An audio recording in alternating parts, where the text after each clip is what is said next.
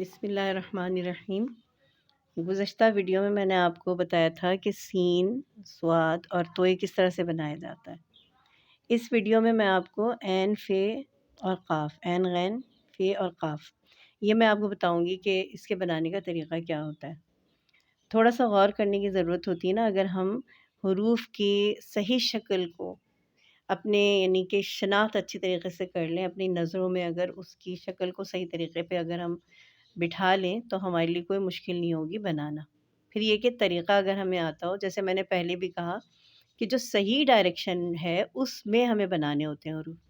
اگر ہم غلط ڈائریکشن سے بنائیں گے تو وہ ہو سکتا ہے کہ صحیح بن جائیں، لیکن وہ بنانے کا طریقہ غلط ہوگا۔ تو آج میں آپ کو بتاؤں گی کہ عین کس طریقے سے بنتا ہے۔ دیکھیں، یہ اس کے دو حصے ہو گئے نا، ایک تو یہ سر ہو گیا اور دوسرا یہ، اس کو ہم پیٹ کہہ لیتے ہیں چلیں، یا اس کا جسم ہو گیا، یہ سر ہو گیا۔ تو ہم کس طریقے سے بناتے ہیں، دیکھیں میں نے پہلے بھی بتایا ہے کہ ہماری جو بنیادی لائن ہے نا، اس کے اوپر جو لائن ہے، ہم ان دونوں لائنوں کے ذریعے سے ہم بنا رہے ہوتے ہیں۔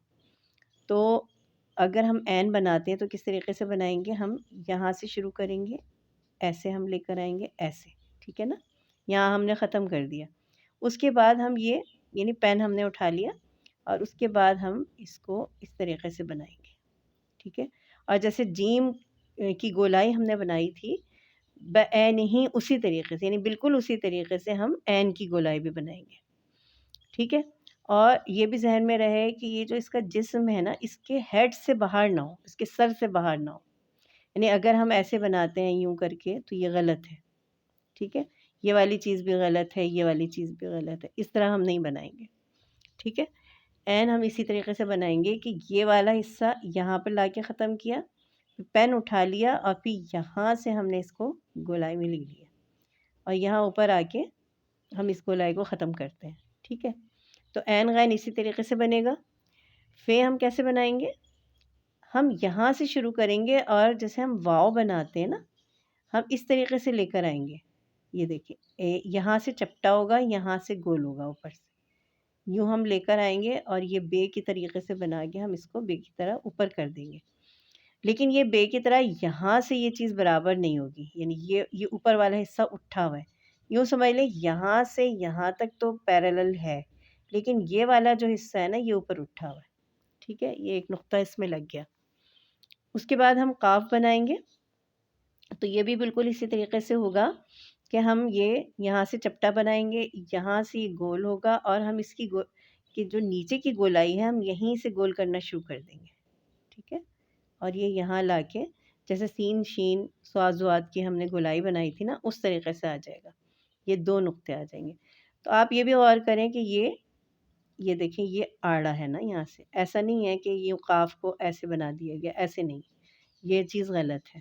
اسی طریقے سے اگر ہم قاف کی گولائی یہاں کی بجائے یہاں سے کریں گے تو یہ بھی غلط ہو جائے گا، یعنی یہ جو گولائی ہے وہ یہیں سے شروع ہو جاتی ہے، ٹھیک ہے۔ اور یہ اوپر اس کے دو نقطے لگ گئے۔ اب میں اس کو دوبارہ بناتی ہوں، یہ دیکھیں، یہ ہم عین بنائیں گے، ٹھیک ہے، یہاں سے ہم اس کو شروع کر کے یہ گولائی لا کے یہاں ختم کر دیں گے، عین۔ اسی طریقے سے یہ غین ہو گئے، ٹھیک ہے، تھوڑا سا اور اس کو یہاں جھکا دیں۔ پھر اس کے بعد یہ فے ہم اس طریقے سے بنائیں گے، فے، اور قاف ہم اس طریقے سے بنائیں گے، ٹھیک ہے۔ یہ دو نقطے آ گئے۔ تو آج آپ کو میں نے قاف تک سکھایا ہے، تو اگلی جب ویڈیو آئے گی تو پھر میں آپ کو بتاؤں گی کہ ہم کس طریقے سے ہم یعنی قاف اور قاف ہم بناتے ہیں۔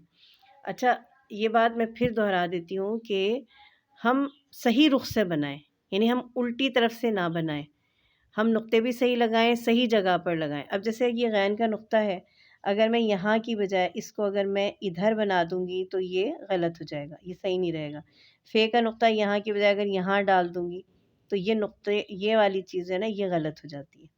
ہمیں نقطے بھی صحیح جگہ پر ڈالنے ہوتے ہیں، غلط جگہ ڈالیں گے وہ بن تو جائے گا، ظاہر ہے آپ اس کو غین ہی پڑھیں گے، فے ہی پڑھیں گے، لیکن جو اس کی صحیح شکل ہے وہ ہمارے سامنے نہیں آئے گی۔